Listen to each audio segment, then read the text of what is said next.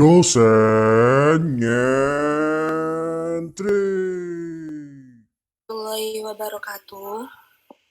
Waalaikumsalam warahmatullahi wabarakatuh.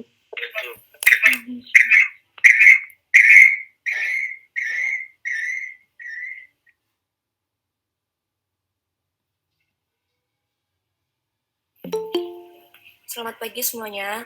Saya bersama rekan saya Muhammad Yusuf Krisandi akan mempresentasikan tentang kebudayaan Makassar.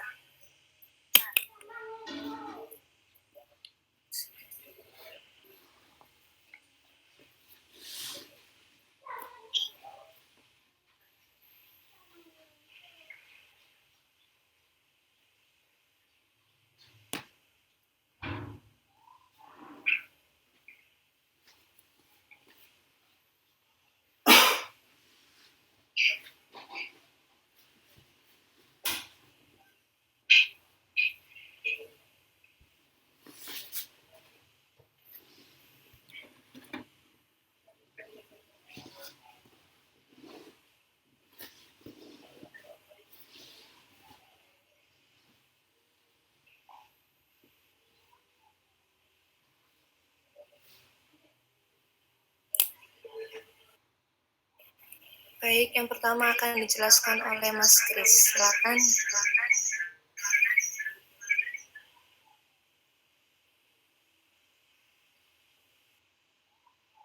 Di Sulawesi, Indonesia, kota yang sejak tahun 1971 sampai 1999 dikenal secara resmi sebagai kota dengan sebutan Ujung Pandang, merupakan kota terbesar di wilayah Indonesia Timur.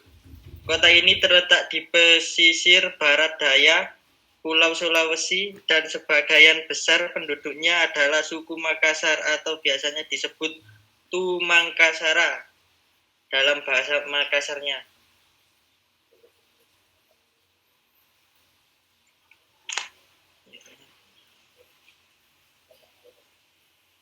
Suku Makassar adalah etnis yang mendiami pesisir selatan Pulau Sulawesi.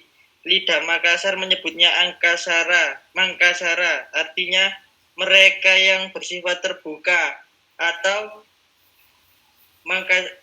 mereka yang telah menampakkan dirinya. Suku Makassar adalah suku nomor 2 yang paling banyak mendiami wilayah Sulawesi Selatan. Setelah suku Bugis, suku Makassar tercatat mendiami wilayah Lakiyung, Tureta, Junto-Punto, Banteng, Kunco, dan Selayar.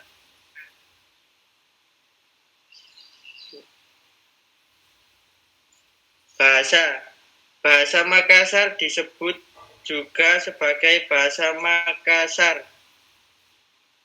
Mangkasar atau Mangkasara adalah sebuah bahasa yang lazimnya dituturkan oleh penduduk bersuku Makassar di sebagian wilayah Sulawesi Selatan Indonesia. Bahasa Makassar dibagi menjadi 6 macam menurut letak daerah masing-masing. Bahasa Tai atau bahasa Toda biasanya dipergunakan masyarakat di daerah wilayah Tanah Taroja. Contoh bahasa Tai: Indo yang artinya ibu, Ambe artinya bapak, Indo Kale artinya ibu kandung, Indo Poro artinya ibu tiri, Ambe Kale artinya ayah kandung. Bahasa Bare biasanya dipergunakan masyarakat wilayah Poso, Sulawesi Tengah. Contoh bahasa Bare: saya, yaku, kamu, siko, makan, mangkoni. Bahasa Mangkok biasa dipergunakan oleh masyarakat daerah wilayah Kaloka dan Kenduri di Sulawesi Tenggara. Contoh bahasa Mangkok: Sa artinya saya, ko dan artinya ko. Kamu. Bahasa Bugis ini dipergunakan oleh masyarakat yang bermukim di Wojo, seluruh daerah dan sekitarnya. Contoh bahasa Bugis, Masembo Elina Barawe ke pasar. Mara artinya murah harganya ikan di pasar. Manceke ladeku kope balue artinya dingin sekali di puncak gunung. Bahasa Mandar ini dipergunakan oleh masyarakat yang terdiam di wilayah Mandar dan sekitarnya. Contoh bahasa Mandar, Malea umande artinya saya mau makan. Paruma mandeo saya sudah mandi. Bahasa Tona ini dipergunakan oleh masyarakat yang bermukim di wilayah Makassar dan sekitarnya. Biasanya kata mi digunakan untuk hal yang sudah digunakan.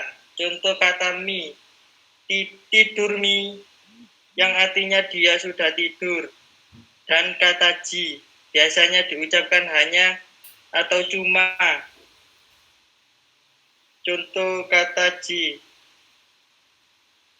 begini ji, yang artinya cuma segini. Lanjut.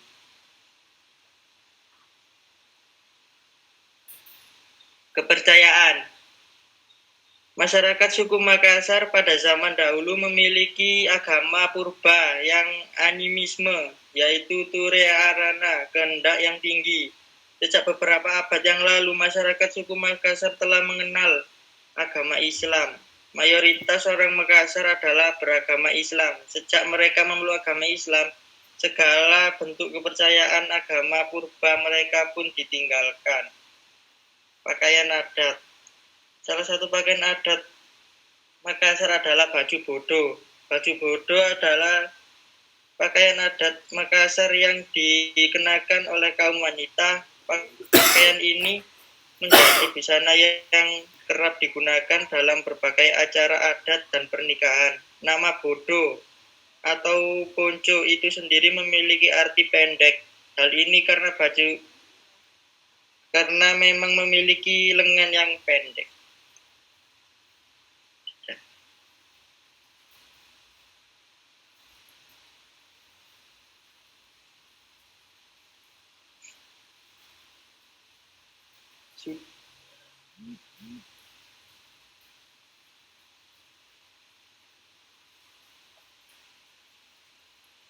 Ya.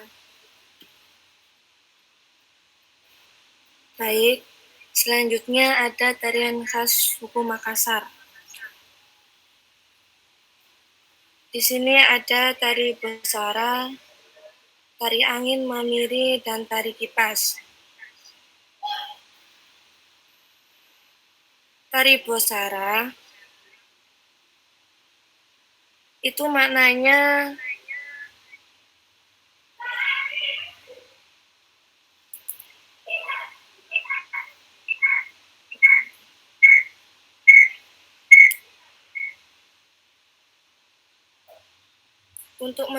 untuk menceritakan kisah perpisahan penghuni negeri Kayangan dulu dan penghuni bumi. Biasanya, tari Bosara ini untuk menyambut tamu agung pada pesta perkawinan. Selanjutnya ada tari angin mamiri. Ini menceritakan tentang lamunan seorang gadis yang ditinggalkan kekasihnya dan kemudian ia berlibur oleh kedua temannya. Terus ada tari kipas.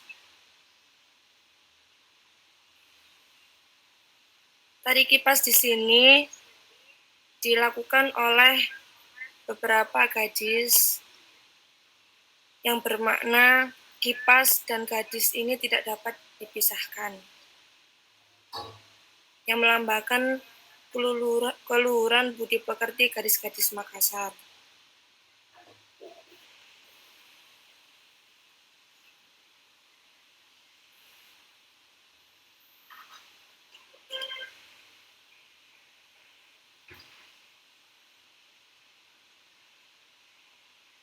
Terus selanjutnya ada adat kehamilan. Masa kehamilan pada suku Makassar di bulan pertama sampai dengan bulan keempat disebut angirang. Apabila kandungan telah berusia 7 bulan, maka diadakan upacara apasili. Menjelang bayi akan lahir, biasanya calon ibu akan palamori, yaitu melakukan suatu upacara untuk mempermudah melahirkan sudah bayi lahir. Setelah itu maka bayi bersama plasentanya diletakkan di atas kapara. Lalu sandukun memotong plasenta bayi, kemudian dibersihkan lalu dimasukkan ke dalam periuk tanah secara bersamaan. Selanjutnya ada adat perkawinan. Dalam sebuah ungkapan di dalam bahasa Makassar yang berbunyi menyinggung tentang perkawinan, yaitu seorang belum sempurna menjadi manusia jika kepala dan baunya belum menyatu. Ungkapan di atas bermakna bahwa perkawinan dalam suku Makassar dianggap sebagai sebuah proses menyatukan umat manusia.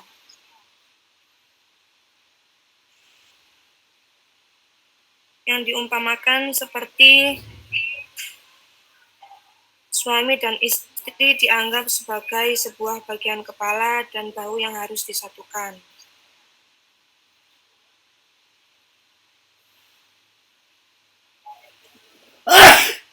Selanjutnya ada adat acara kelompong. Adat acara kelompong adalah ritual untuk membersihkan benda-benda pusaka peninggalan Raja Goa. Tujuan dari upacara ini adalah pembersihan dan penimbangan mahkota yang sudah ada sejak abad ke-14. Biasanya itu dibersihkan dengan udara suci. Tapi khusus untuk senjata tertua kayak keris, itu cara pembersihannya biasanya dioleskan dengan ramuan wangian. Selanjutnya ada adat kematian. Biasanya suku Makassar menyebutnya dengan adat Amateang, yaitu adat prosesi orang meninggal khususnya bagi masyarakat suku Makassar. Adat kematian di suku Makassar ini lebih mirip dengan adat Islam, yaitu ya dengan memandikan, mengkafani, menyolati, lalu dimakamkan.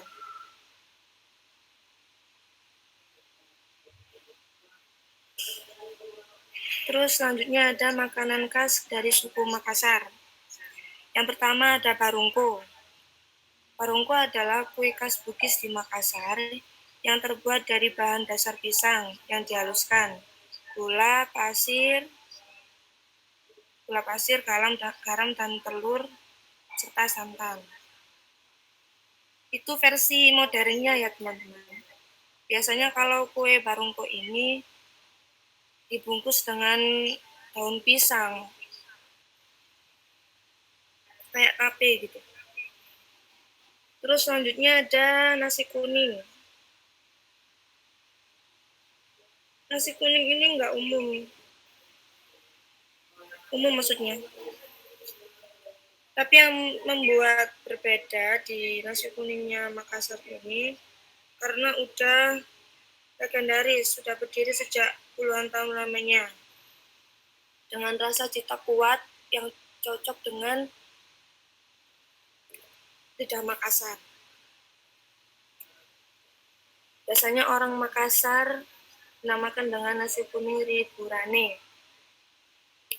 Selanjutnya ada pisang epe. Pisang epe ini jajanan khas kota Makassar yang mudah ditemukan di pesisir pantai. Bahan dasar pisang EPP ini yaitu pisang raja.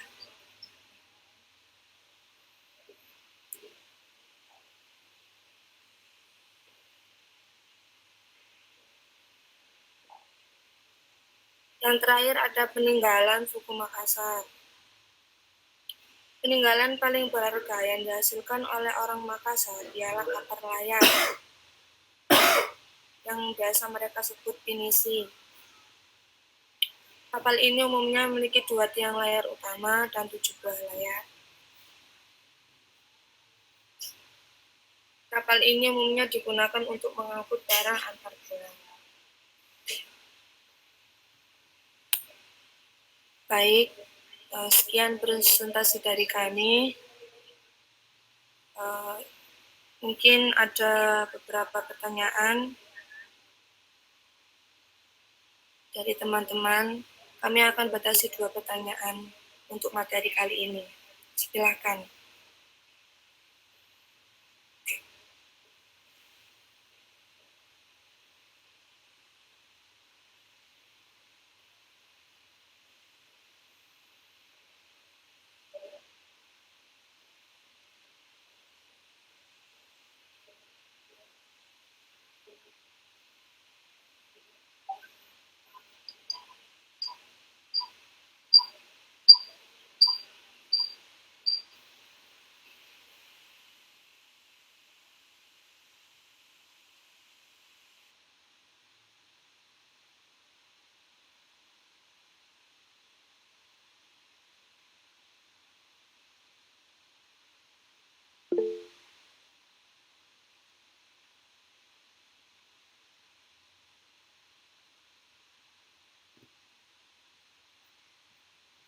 Baik, Mbak Hanum.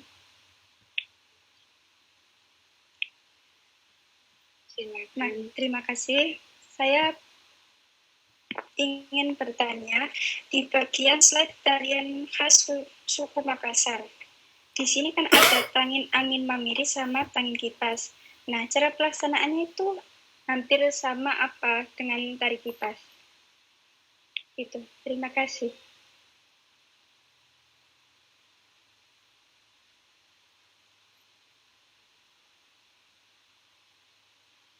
Baik, Mbak Hanum.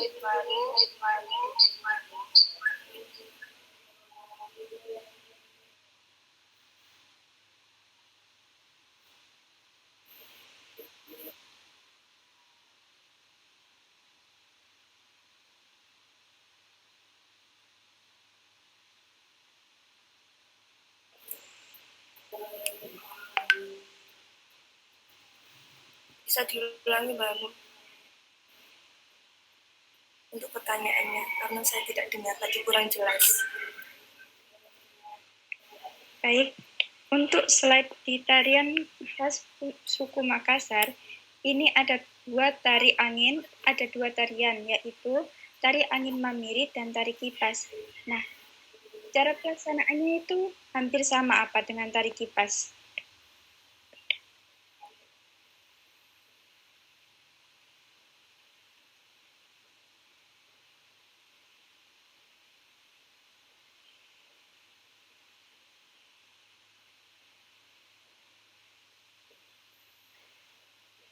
Baik, Mbak Hanum, akan saya jawab. Untuk tari angin mamiri dan tari kipas itu berbeda, tapi persamaannya hanya dengan propertinya saja, sama-sama menggunakan kipas. Tapi konsepnya berbeda, tariannya juga berbeda. Begitu.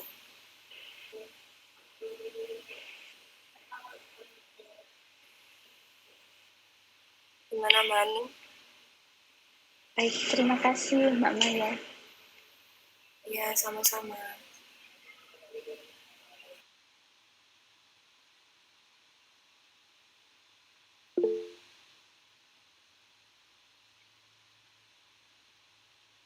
Baik, Mbak Ami, silahkan.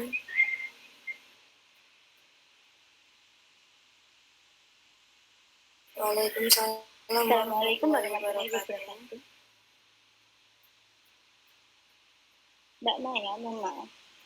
Saya ingin bertanya di luar PPT. Tadi nggak ada ya. Mata pencarian di Makassar itu lebih banyak apa ya? Soalnya tadi nggak dibahas ya. Atau Iya. saya yang kurang itu? Sebelumnya saya mohon maaf ya Mbak Ani, emang saya lupa untuk memasukkan beberapa materi yang penting seperti mata pencarian suku Makassar dan rumah adatnya ya. Saya akan menjelaskan tentang mata pencarian suku Makassar.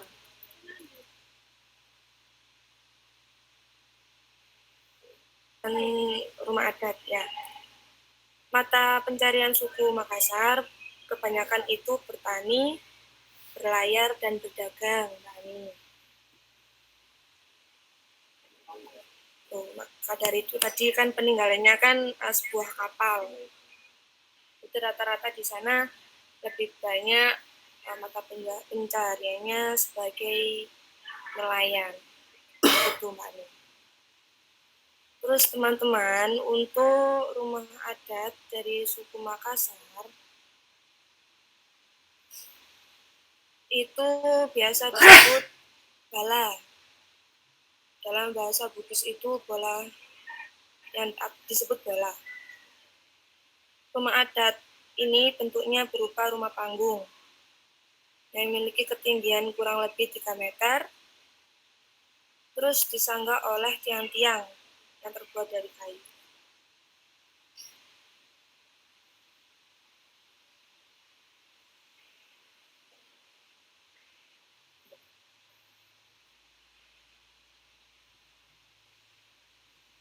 Baik, terima kasih Mbak Maya atas jawabannya. Iya Mbak Ani, sama-sama.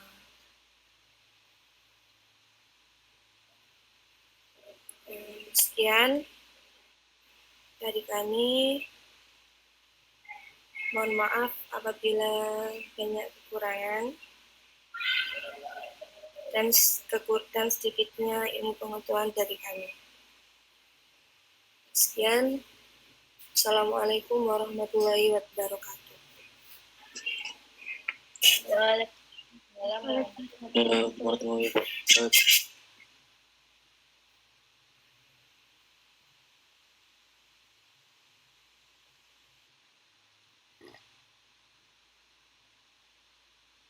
Kenapa buru-buru sekali ini Mbak Tiwi masih mau bertanya ini, belum diberi kesempatan? Iya, tadi saya loh. Kok nggak dipersilahkan untuk pertanyaan saya? Padahal masih ada yang mau bertanya. Mohon maaf Pak, sebelumnya saya kurang enak badan dari kemarin. Jadi waktu presentasi ini agak nggak fokus.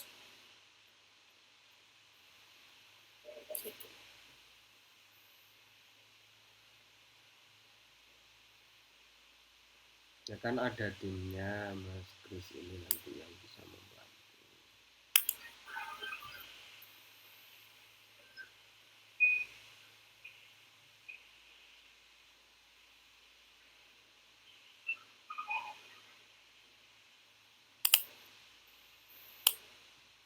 Jadi kalau diperhatikan teman-teman semua, tentunya teman-teman harus banyak membaca. Karena dengan begitu teman-teman akan bisa mengetahui segala sesuatu yang memiliki ciri khas atau pembeda dari setiap daerah. Nah, kalau yang dipresentasikan oleh kelompok ini tadi itu banyak persamaan dengan budaya Jawa. Salah satunya kemarin ada yang saya minta untuk nulis mitoni.